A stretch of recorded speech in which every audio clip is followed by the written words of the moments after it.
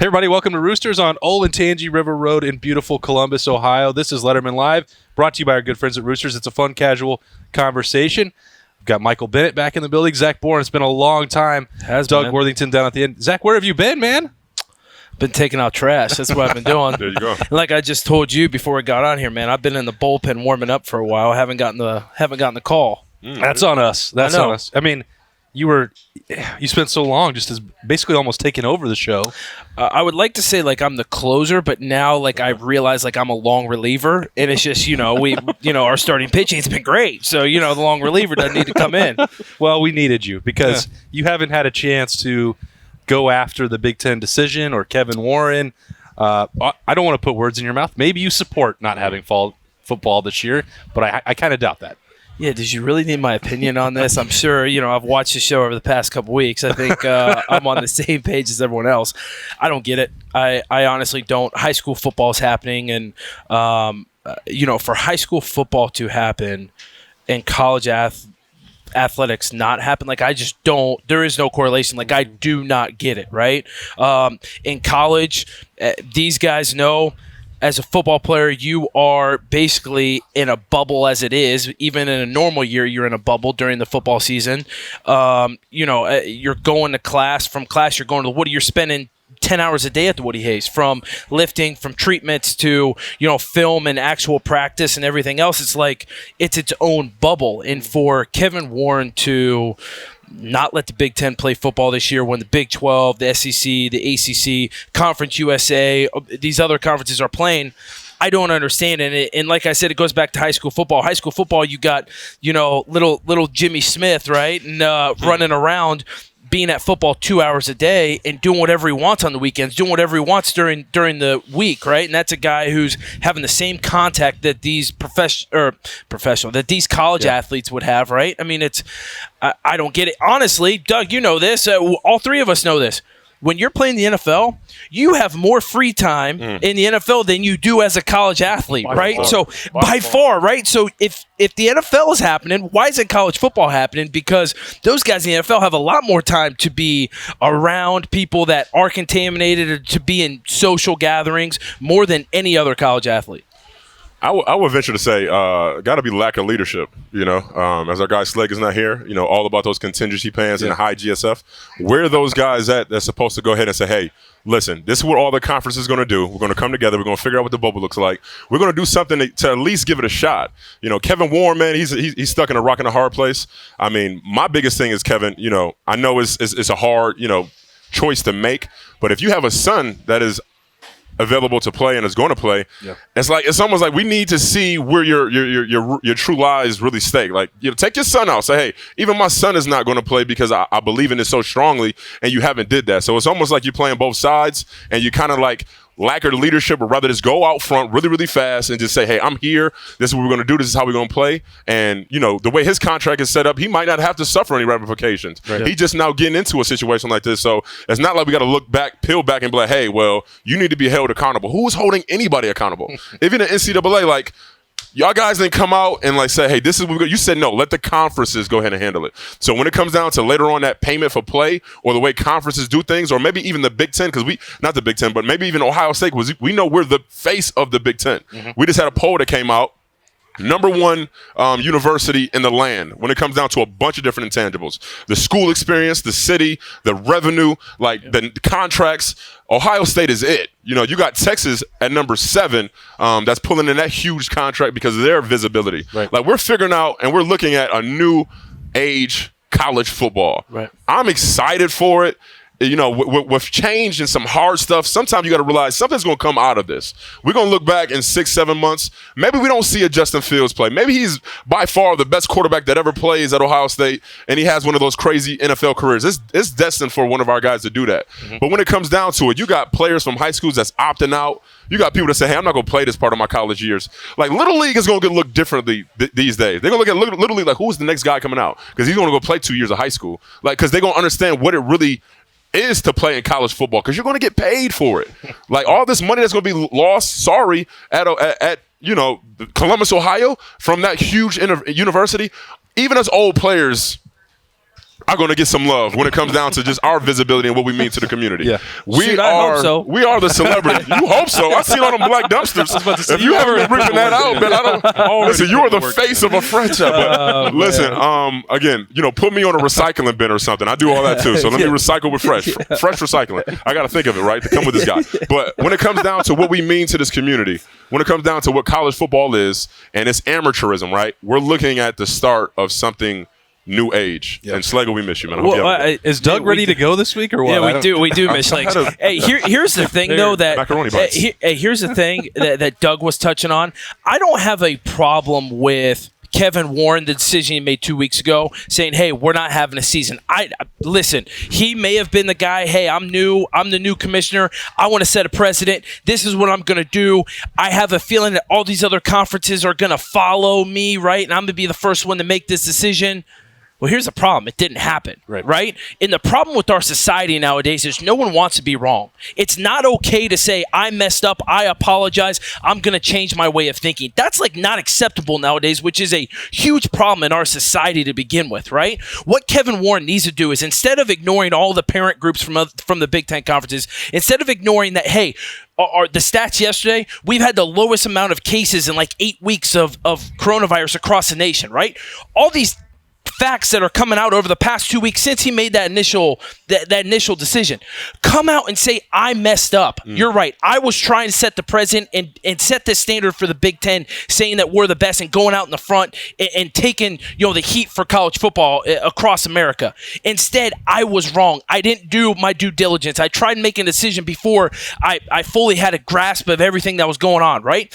I apologize. I messed up. Guess what? We need 4 weeks for a training camp, right? We've all been there. 4 weeks for a training camp. Guess what? We are still on a timetable. We'll have an October 1st start date. Here we go. We're going to have an 8, 9, 10-week season, whatever it might be. We are still on track. I messed up. Let's play college football. That's all he needs to do. I think he's still gambling that he didn't mess up. Ooh, I think this man is still Yep. waiting to see what happens with these other conferences once they start up in the fall. Because if it ends up happening that they start up, they play, we're already seeing these college towns, these kids cannot get it together, and they're not social distancing, any of that. So if he ends up, SEC, ACC, they play, coronavirus runs rampant through these teams.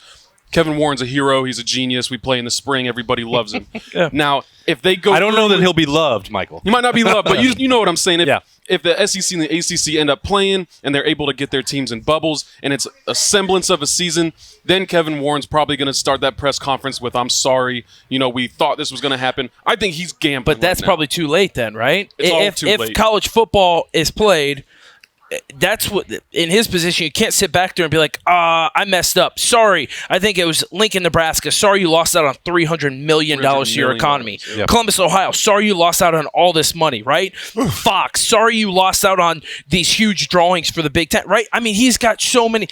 It gets a point where it's going to be too late. Mm-hmm. And I feel like that point is coming pretty soon, especially with him ignoring all the parents and what they're saying. If there was an outcry from the parents, maybe I can see rolling the dice and saying, well, if there's a season.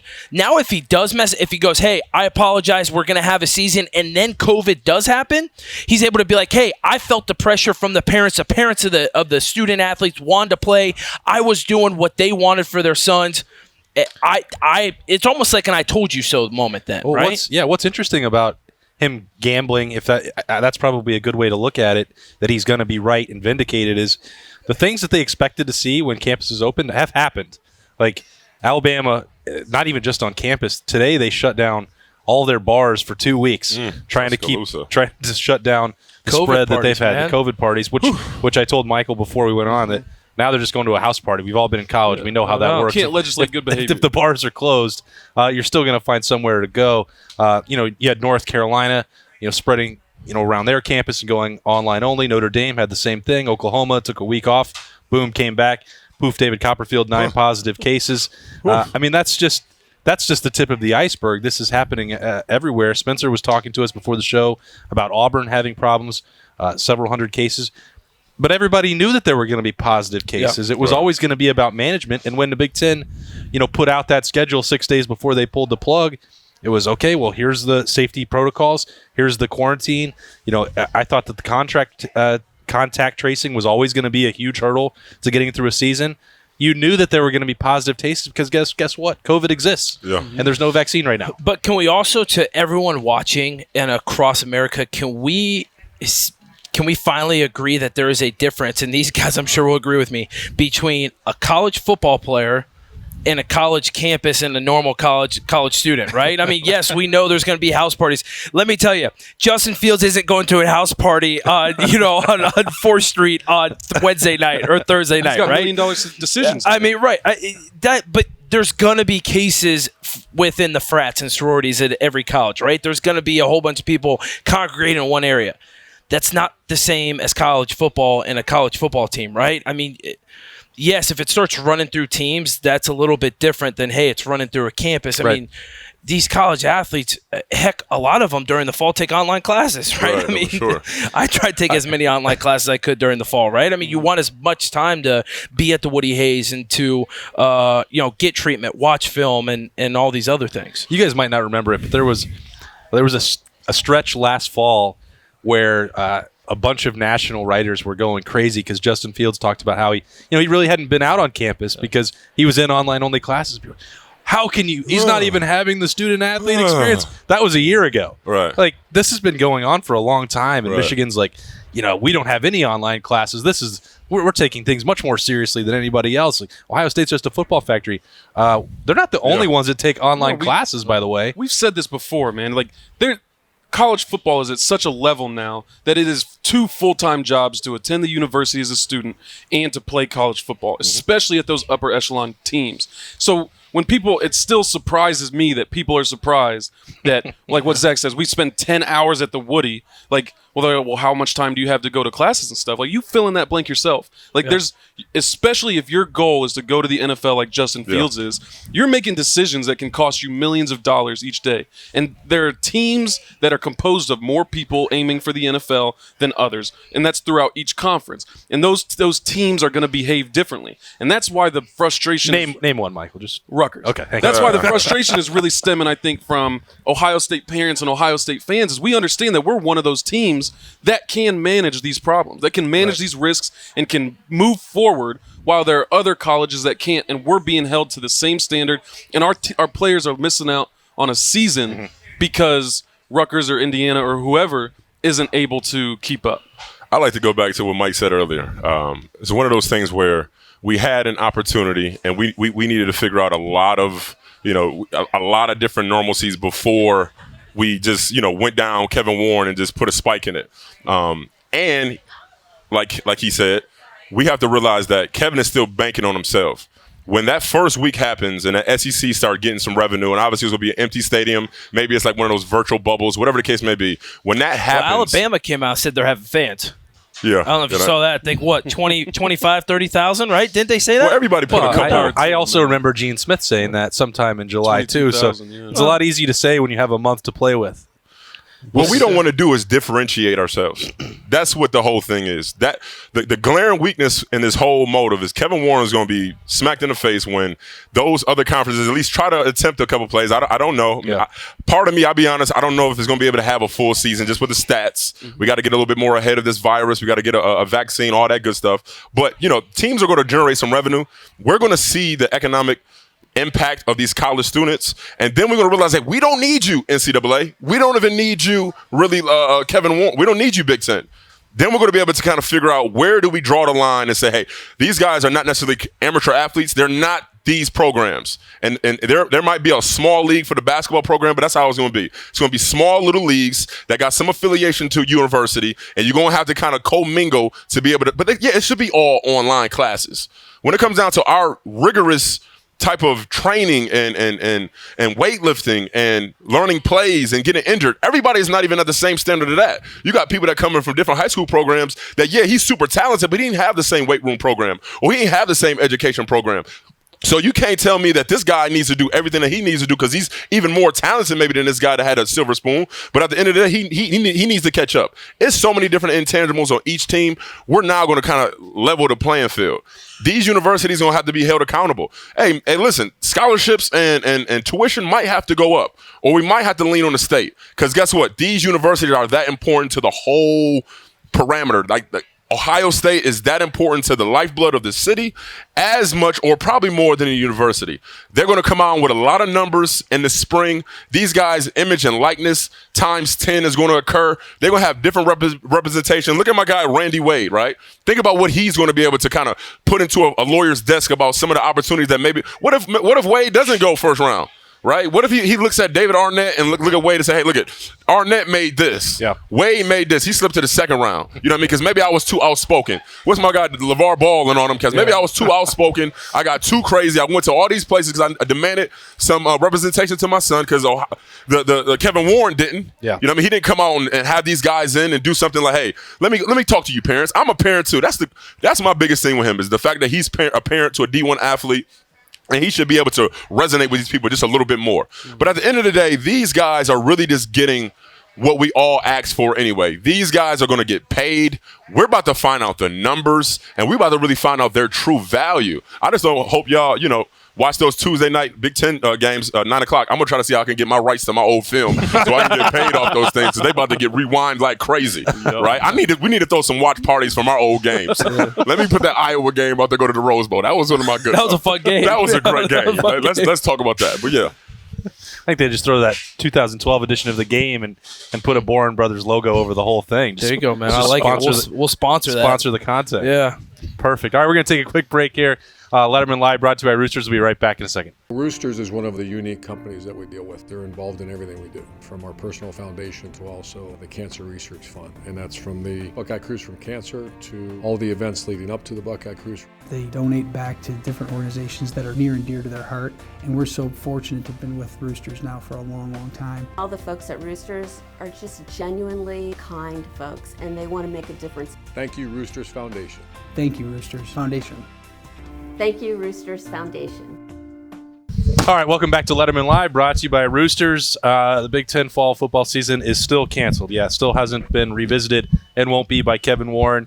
Doug, I think you said that you might pop down there to the Horseshoe on Saturday morning, right? Hey, man, I see my guy Ray Small. Shout out to Ray. I seen a couple players that said that they want to go to support. I want to see what it's like. Don't get me wrong. Like, I understand all avenues of it to a certain extent. But guess what, man? This is a historic time we're living in. I'm going to have my mask. I'm going to have my hand sanitizer. I'm going to have my gloves.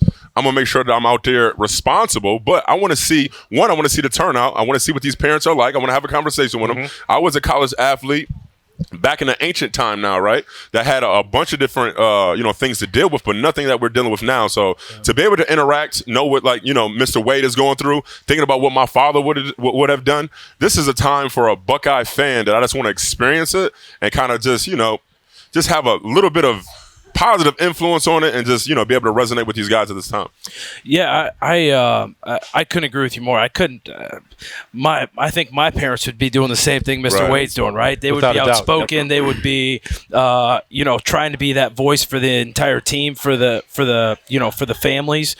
But I think one of my biggest regrets in life, maybe the biggest regret so far in my life, is, and Michael was part of this team in 2012 when we were a bowl band, right? And we got to play a full season. We got to play 12 games, but we didn't get to go to a Big Ten championship game. We didn't get to go to a national championship, right? I think that's my biggest regret in life, is not being able to do those things with that team. I couldn't imagine not playing a season. Right? I mean, we at least got 12 games where we got to have fun. We got to, still prove ourselves. Yeah, beat dudes down 12 weeks in a row, right?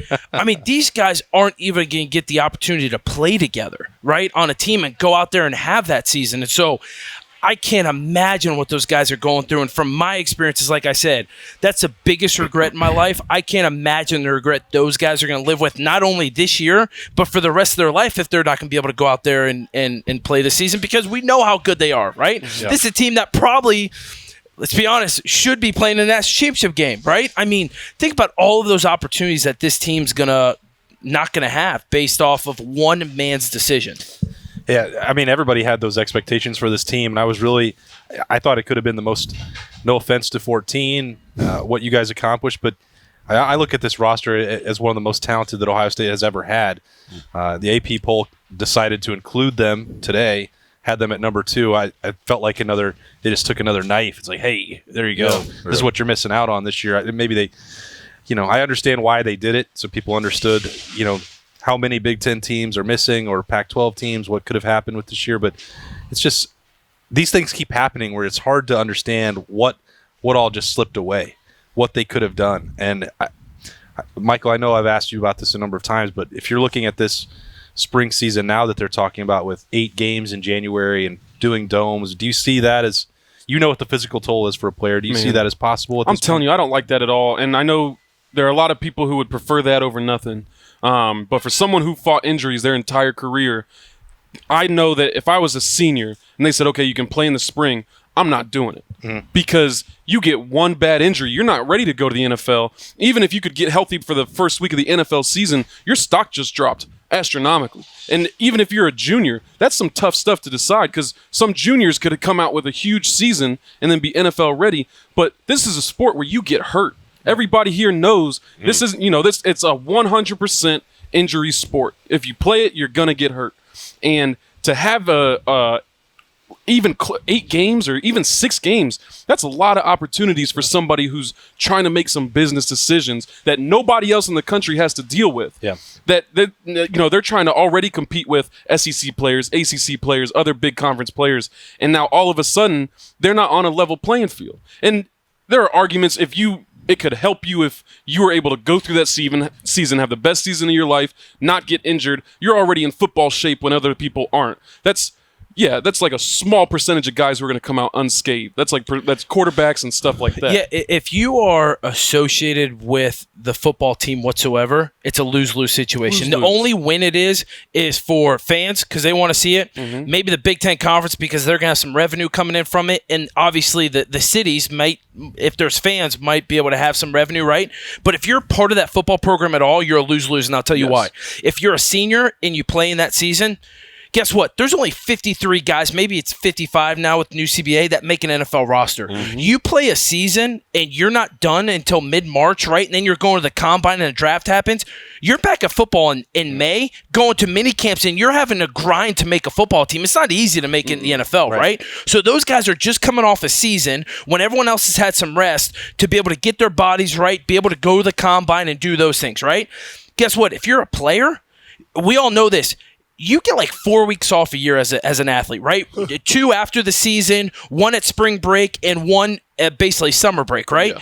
In the winter is when you make all your gains from a muscle standpoint, right? Physical standpoint. You get in the weight room, and that's where you move your weight. That's where you gain, your muscle and everything else, and that's where the body transformation happens. Then you have spring ball, and you're able to get out there and move around, get back in the feel of football, and then your summertime is conditioning and getting your quick twitch muscles back, right? Working on speed, agility, all those things. If you have a season, you are cramming that whole 7-month cycle into about 3 months.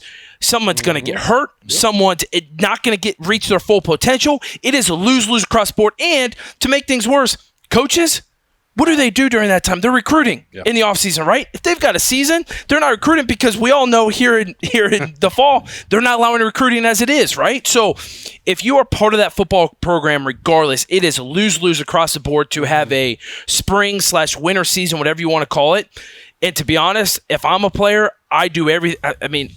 I would give my left what to get out there and play again. But at the same time, as a player, man, it would be hard to be able to go through that. Where's the GSF at right now? Where's the factors, man? It has to be with some of these kids that know what they're worth now. If they're going through it right now, they're thinking, man, they're putting stuff on paper, hopefully, and realizing that, hey, these universities love me, but they need me. These cities, they love me, and that they need me. The Pac-10, the Big 12, the Big Ten, and those guys, our guys, they already came out with representation. They already had demands and wants and things of that nature. And people say, oh, man, you asking for way too much. But guess what?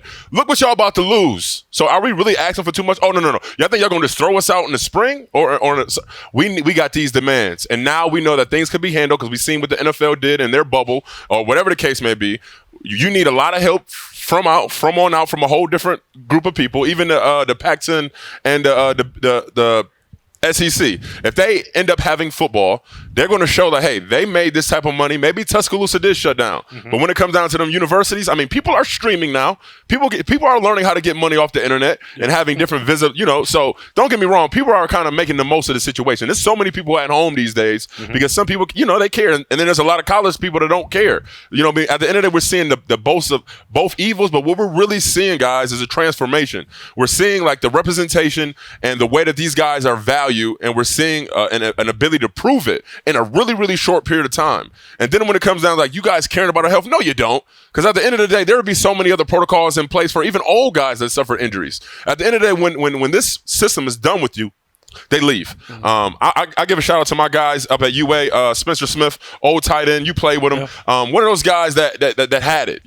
I'm not coaching as much as I did. I do a little bit of things with a couple kids, but when it comes down to the things I had to deal with and endure as a family, that's another thing. So I can't coach right now, but they are about to have it. They're about to have practice. They're about to have a season, and they deserve it. Right? They deserve it. So the fact of the matter is, it's bigger than a football for these kids in these universities. It's representation. It's what my worth is, and it's like, what do we do going forth? We're just seeing a transformation. I want to touch on what you said early on. Is I think there's this current structure of the NCAA and the conferences and the way they handle the players is so outdated, and everybody's been saying it for a couple of years because at the beginning the players definitely needed these institutions, these conferences, the NCAA to get the most out of their experience as a student athlete at their respective university.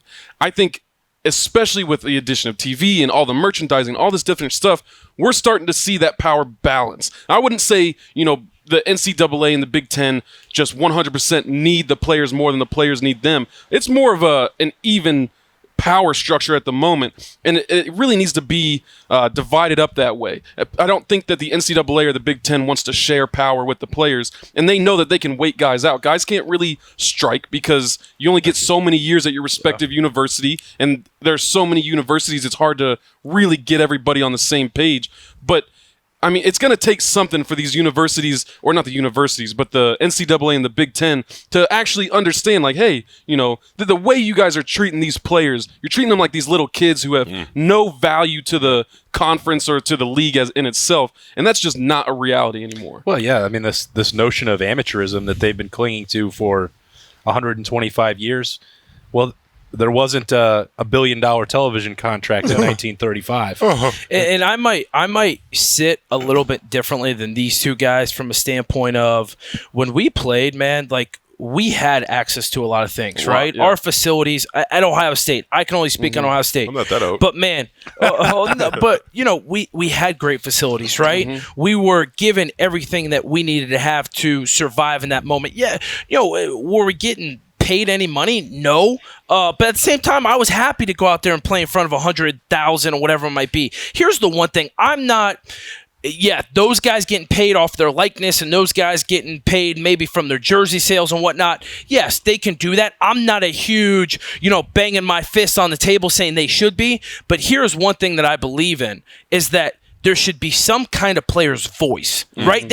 Not saying that they should get 50% share of all media contracts, wherever it might be. I'm not saying that. What I'm saying is players should have a voice, and what I mean by that, there's a players' union in the NFL, and they talk a lot more on profit sharings, things of that sort. Same thing. What we need to do from a college athletic standpoint is there should be a players' union or players' council where when the Big Ten's making decisions, when the NCAA is making decisions, the players at least have a voice and can give their opinion, right? There should have been players that sat in, or not even sat, were on a Zoom call with Kevin Warren and the Big Ten officials when they were making the decision of canceling the season, and the players should have had some kind of voice in what was going on. When it comes to scheduling, right? They're not having night games in November, right? Whatever it might be. They should have some kind of voice. When Fox had the TV contract with the Big Ten and said their marquee game was going to be at noon, the players should have had some kind of voice like, hey, no, we don't want that, right? Like, we want the prime time. We want 4 o'clock, whatever it might be, right? So the players should have some kind of voice. And this isn't in regards to everyone thinking, the players should have rights to money. I'm not saying that. The players should have a voice in what goes on within a season, within an off season, things of that, and be able to give their opinion on what they feel. You go ahead. You go for it. Okay, I got you. I know we both was waiting. It's funny when you don't hear you trying to, but what I was going to say, man, is back in my day, I told about my great dad, Doug Worthington. He's the reason why I got to Ohio State, the reason why I went to the NFL. He instilled in a lot of me. And you look at Mr. Randy Wade, Mr. Randy Watson, Mr. Randy Wade, right? He is a guy who is taking the forefront, who is very outspoken, who went down and went in Illinois and tried to get some answers and didn't get them. They had a nice... Little League, they had a nice little representation between the dads. Like, it was team moms and it was team dads. And we had a lot of, outspoken situations for our birthday parties to, maybe if the rain was too bad, if we couldn't play on a particular field. Whatever the case may be for Little League standards. Maybe these guys I came on campus at 17 years old. Maybe these guys don't have it all to understand their worth and what's going on in their lives. But these parents should know what's going on and the possibilities of this university. Let them have a bigger voice. Let them have a little bit of a say-so. You're taking their prized possession off their hands, something that they invested to get to that place. I mean, what does it take for a guy like Sean Wade to be able to go to Ohio State? That father is vested. He is a part of this whole situation. So the fact that you're not giving them an opportunity to really get some good answers or have a say-so in it, it's like you're like slapping these people in the face. So what do they need to do? They need to take their amateur kids, quote unquote, that you're making a bunch of dollars off of, keep them protected and try to get them some way to their path and dreams and hopes. Like, these kids deal with more than the physical pain. They deal with mental pain. You're about to take a whole season from me, something that I worked all hard spring for, and you're telling me another conference got it right and they're going to give them a chance? You're talking about if I was in high school one more year, I could still play high school. And even the high school players is like, hey, I'm a chip. Like, everybody has obviously a physical, but a mental type of investment in this situation. You gotta be a lot more outspoken. I mean, my guy Kevin, maybe your publicist or maybe your people that represent you should have had some handwritten letters to these parents, or at least give a public statement. Do something so we can feel a little bit better about the character of who you are. Not stay quiet. Yeah, come on, man. We're seeing your son being able to play, and then you're taking another kid. That is tough pill to swallow. Yeah. So I mean, I think what we've seen right now, as my guy would say, is the GSF factor. He would say contingency plans, and he would kind of bring up the fact of like where's the leadership in all of this? Yeah. He teached the class at Ohio State. He was a strength coach. He was a captain when I played at Ohio State, Anthony Slago. And as a captain, back when we only had 3 captains and not 17, we had representation. We had situations that we wanted to be a part of. A guy named Deontay Johnson, who got his place vandalized, had a coaches and players meeting where he ripped one of our coaches. And it was one of those things that we appreciate how he represented another player in a hard situation. So at the end of the day, these kids, these young men know a lot more than they're giving them credit to. But at least the parents, because you are a parent, Kev. So I think we've dropped the ball. But you look at leadership across the country. We can't go into politics on the show, but look at leadership right now, man. Leadership is at an all-time low in different areas. We're all paying for it, and we're all yearning for it. We're all asking for it. College football is synonymous with life. We got a team sport that we got hierarchies and people that's calling different shots, and we're supposed to work together for a collective good. A lot of people out there dropping the ball and not doing their 111. So I'd like to go and hit on the voice thing, because I completely agree with both of you that players need a voice. But we're seeing, reports are coming out that all 14 ADs voted to have football, and one man nixed all of that. So if the voice isn't coupled with actual, to me, economic power, then they can just write it off like it's nothing. We hear you, and then they just go about their business because they don't freaking care. And we see that all over the place. We see it in college football because they're still amateurs. It's still, if we have a snow day, then we tell you what to do. That you don't get an option. You don't get that voice until you bring some kind of economic power or a true united front. And it's hard enough to unite people, but you're trying to unite college football players across the country against the NCAA. It's not happening. NCAA needs 5 people on the same page. Right. College football players need however many. Yeah. So there has to be real economic drawbacks to the NCAA making their decisions without the voice of the players being taken into account. And the only way to do that is to make players more employees, and the only people who can do that is the NCAA. So we're hitting this loop right now, and someone's got to be able to break the loop. And I believe the people who need to break the loop are those universities who can benefit the most from taking their players out of just an amateur role. Yeah, you're right. And I've said it several weeks in a row. Delay was such an easy call. Yep. You built in the flexibility Safe. in the schedule. You talked about trying, Zach, to start October 3rd or whatever that date actually is. I mean, that's not going to happen in all likelihood. It would still be theoretically possible to start it up right now. Ohio State's got 12-hour work weeks that they're clear to resume right now. It's just all this stuff is so hard to understand because the four of us can come up with a much better plan than what's already happened throughout August around the Big Ten. We'll keep doing that. Maybe soon we'll stop having protests to talk about and delays and can get back to more football conversation.